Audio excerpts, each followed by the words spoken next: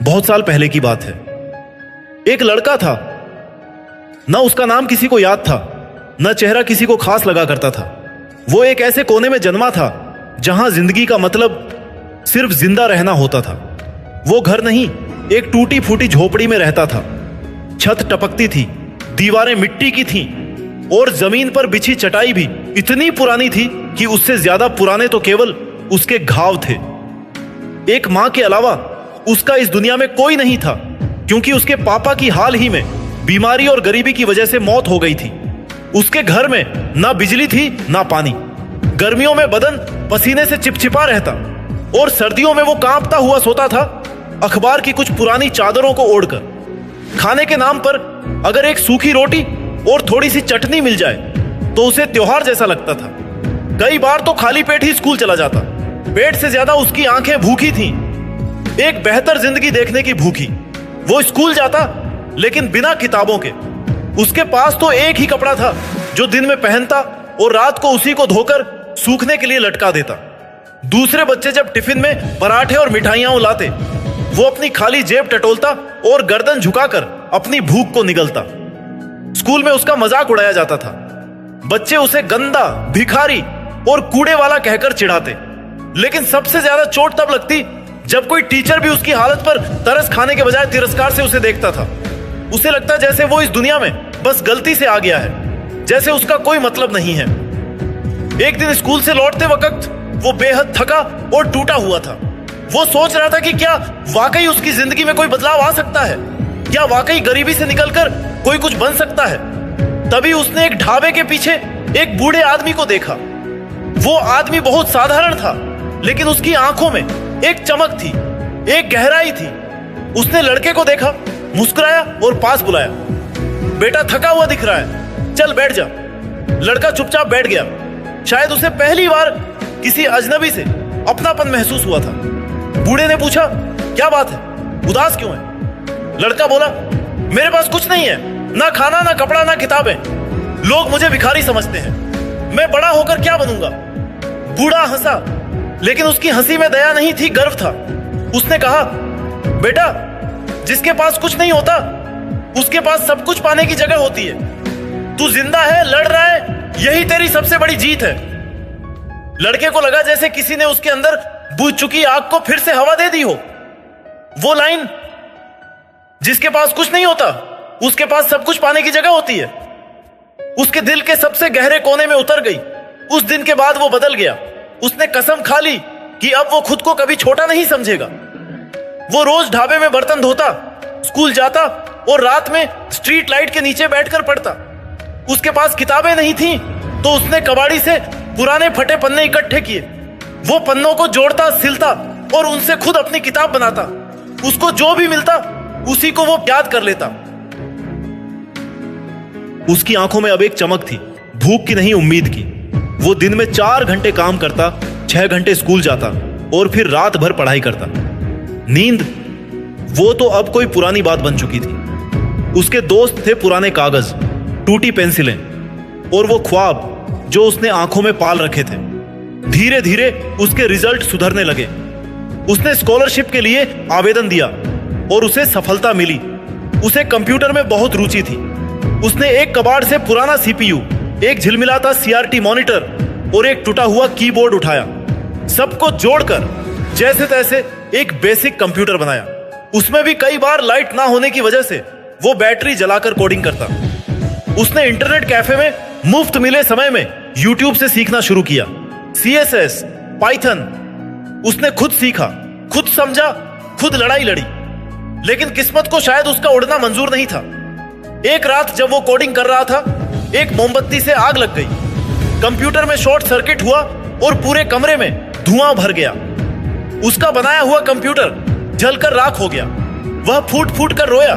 उसे लगा जैसे उसकी पूरी दुनिया खत्म हो गई हो। वह टूट गया। कई दिन तक उसने किताबें नहीं छुई, काम पर नहीं गया। तभी उसे वही बूढ़ा आदमी याद आया। वो गया और ढाबे के उस कोने में जाकर बैठ गया। बूढ़ा अभी भी वहीं था। उसे देखते ही लड़के की आंखें भर आईं। बूढ़े ने रहस्यमयी आवाज में कहा, जल गया, अच्छा हुआ, अब तू फिर से खड़ा होगा और पहले से बड़ा बनेगा। आग सिर्फ जलाती नहीं, निखारती भी है। वो फिर उठा। इस बार उसने और भी ज्यादा मेहनत की। अब तक उसके 2-4 दोस्त बन गए थे। एक दोस्त ने उसे पुराना मोबाइल दे दिया, जिससे उसने फिर से सीखना शुरू किया। कुछ महीने बाद जब उसने फिर एक प्रोजेक्ट बनाना शुरू किया, तभी उसकी मां बीमार पड़ गई। सारी जमा पूंजी इलाज में चली गई। एक बार फिर हालात ने उसे झकझोर दिया, लेकिन उसने इस बार हार नहीं मानी। वो रात भर मां के पास बैठता और दिन में काम करता। उसने एक ऐसा ऐप बनाया जो गांव के बच्चों को मोबाइल से पढ़ने में मदद करता था। इसी दौरान किसी देश से एक बड़ी कंपनी का एनजीओ उसके टाउन में आ रखा था। उसको ऐप के बारे में पता पड़ा। दरअसल उसकी कंपनी को भी एक ऐप चाहिए थी। एनजीओ प्रतिनिधि ने मुस्कुराते हुए कहा, तुम्हारा ये ऐप हमने देखा है, बिल्कुल अलग सोच है इसमें, लेकिन हमें जानना है ये तुमने अकेले कैसे बनाया। लड़का शांत लेकिन गहरे आत्मविश्वास के साथ, मेरे पास लैपटॉप नहीं था, सिर्फ एक पुराना मोबाइल मिला था। कभी कभी ढाबे में बर्तन धोता था और जब मालिक दया करता तो आधे घंटे वाईफाई यूज करने देता। रात को मोबाइल की टॉर्च जला के कोड लिखता था। मां के पास बैठकर। वो बीमार थी, लेकिन मेरी हर रात की थकावट के आगे एक मुस्कान दे देती थी। एनजीओ प्रतिनिधि हैरान हुआ, तुम्हें कभी लगा कि छोड़ दो सब कुछ, इतनी दिक्कतों में क्यों लगे हो? आंख में आंसू आ गए, लेकिन उसके शब्दों में ताकत थी। उसने कहा, हर दिन लगा, लेकिन फिर याद आता कि अगर मैं हार गया तो वो सब लोग जीत जाएंगे जो कहते थे कि मैं कुछ नहीं बन सकता। और सबसे बड़ा डर यह था कि कहीं मेरी मां की आंखों की वो चमक ना बुझ जाए जो हर सुबह मेरे लिए जलती थी। एनजीओ प्रतिनिधि धीरे से कुर्सी से उठते हुए, तुम्हारी मेहनत हम कागज पर नहीं, तुम्हारी आंखों में देख सकते हैं। तुमने संसाधनों के बिना जो किया है वो कई लोग लाखों रुपए में भी नहीं कर पाते। हम तुम्हारे इस ऐप को फंड करेंगे और तुम्हारी शिक्षा की पूरी जिम्मेदारी हमारी होगी। लड़का आश्चर्यचकित रुकते हुए बोलता है, मैं बस चाहता था कि कोई मुझ पर भरोसा करे, और आप वो पहले इंसान हैं जो मेरी मेहनत को देखकर मुझे पहचान रहे हैं। ये मेरे लिए कोई सौदा नहीं, ये मेरे बचपन की जीत है। एनजीओ प्रतिनिधि हाथ मिलाते हुए, आज से हमारी कंपनी और आप पार्टनर हैं। वो लड़का जो एक समय 2 वक्त की रोटी को तरसता था, अब करोड़पति था। इतनी बड़ी डील उस शहर में कभी नहीं हुई थी, लेकिन उसने पैसा अपने ऊपर नहीं उड़ाया। उसने उसी गांव में स्कूल खुलवाया जहां से उसे तिरस्कार मिला था। उसने हर उस बच्चे के लिए किताबें मुफ्त में बांटी जिनकी आंखों में ख्वाब थे लेकिन जेब में पैसे नहीं। अब वही स्कूल जहां वो गंदे कपड़ों में तिरस्कार झेलता था, उसके नाम से जाना जाता था। एक दिन स्कूल में उसके नाम पर एक सेमिनार हुआ। वहां उसी स्कूल के पुराने छात्र और टीचर्स भी बुलाए गए। वो सब लोग भी थे जो कभी उसका मजाक उड़ाते थे, उसे गंदा कहते थे, उसके खाने के डिब्बे को देखकर नाक सिकोड़ते थे। वो मंच पर खड़ा था, चमकते कपड़े, आत्मविश्वास से भरी आंखें और दिल में वही पुराना दर्द। उसने बोलना शुरू किया, पर गर्व से नहीं, विनम्रता से। मैं आप सबका शुक्रगुजार हूं, जिन बच्चों ने मुझे गालियां दी, जो हंसे, जो चिढ़ाते थे, उन सबका भी। क्योंकि अगर आपने मेरा मजाक ना उड़ाया होता तो शायद मेरे अंदर वो आग ना जलती, शायद मैं आज यहां नहीं होता। भीड़ में सन्नाटा था, कई आंखों में आंसू थे, कुछ सिर शर्म से झुके हुए थे। आप सबने मुझे गिराया, लेकिन गिरने से मुझे उठने की वजह मिली। मेरी गरीबी ने मुझे हंसना नहीं सिखाया, पर सहना सिखाया। आज मैं जो भी हूं वो सिर्फ मेरी मेहनत से नहीं, आपके अपमान से भी हूं। तालियां इतने जोर से बजी जितनी उस शहर में बरसों से नहीं बजी थी। सबकी आंखें भीगी हुई थीं। हर व्यक्ति जोर से ताली बजा रहा था, और सबसे अगली पंक्ति में उसकी मां भी बैठी थी, जो ताली नहीं बल्कि खुद के खुशी के आंसू पूछ रही थी और अपने बेटे पर गर्व कर रही थी। ये जीत सिर्फ उस लड़के की नहीं थी, ये एक सोच की जीत थी।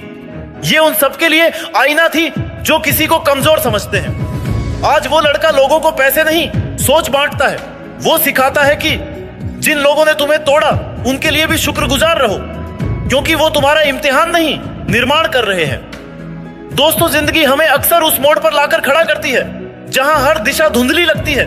खासकर जब आप गरीब होते हैं तो ये धुंध और भी घनी होती है।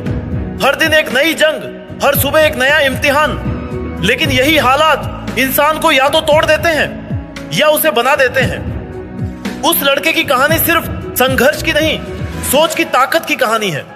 उसके पास साधन नहीं थे, लेकिन संकल्प था। उसकी जेब खाली थी, पर दिल ख्वाबों से भरा था। वो जानता था कि हालात उसके खिलाफ हैं, लेकिन उसने हालात से लड़ना नहीं छोड़ा। उसने भूख को धैर्य में बदला, तिरस्कार को तपस्या में और आंसुओं को आत्मबल में। हमें यह सीख मिलती है कि गरीबी सबसे बड़ी समस्या नहीं है, सबसे बड़ी समस्या है खुद को हार मान लेना।